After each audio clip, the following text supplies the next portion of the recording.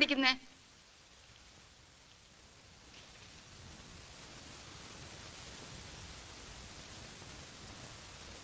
ഞാനാ. പേരെന്താ? ബഷീർ. എളിയ തോതിൽ ഒരു എഴുത്തുകാരനാണ്. 2.5 കൊല്ലത്തെ തടവ്.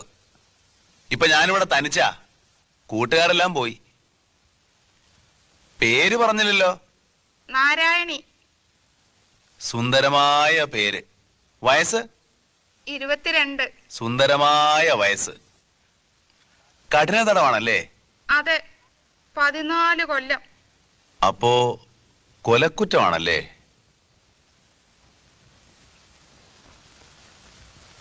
വന്നിട്ട് ഒത്തിരി നാളായോ? 1 കൊല്ലമായി. ഹോ, എന്തൊരു ജീവിതം.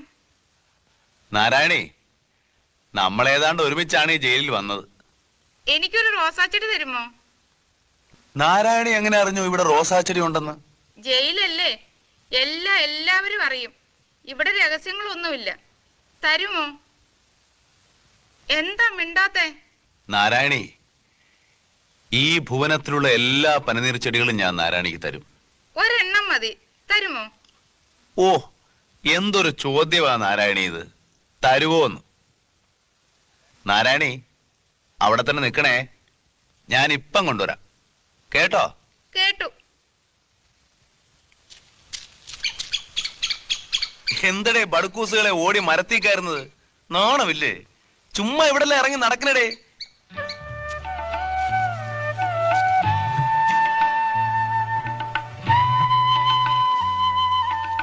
അപ്പൊ നിനക്ക് പൂക്കാൻ അറിയാം.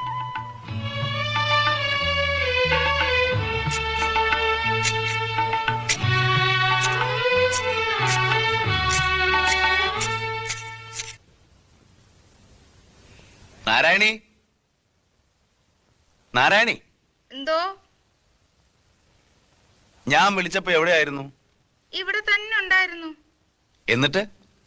ഞാൻ മിണ്ടാതെ ഒളിച്ചു നിൽക്കുകയായിരുന്നു. കള്ളി. റോസാച്ചെടി കൊണ്ടുവന്നോ?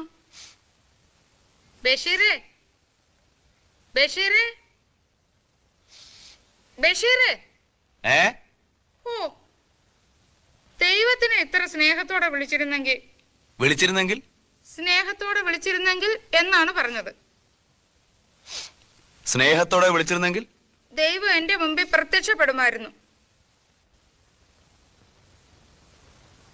ദൈവം ആരുടെ മുമ്പിലും പ്രത്യക്ഷപ്പെടുകയില്ല. ദൈവം നമ്മുടെ അടുത്തുണ്ട്. പ്രപഞ്ചങ്ങളായ എല്ലാ പ്രപഞ്ചങ്ങളുടെയും വെളിച്ചം, ചൈതന്യം. നാരായണി, പ്രത്യക്ഷപ്പെടാനുള്ളത് ഞാനല്ലേ? വിളിച്ചിട്ട് എന്താ പിന്നെ ഇത്രയും നേരം വിളിയേക്കാഞ്ഞത്?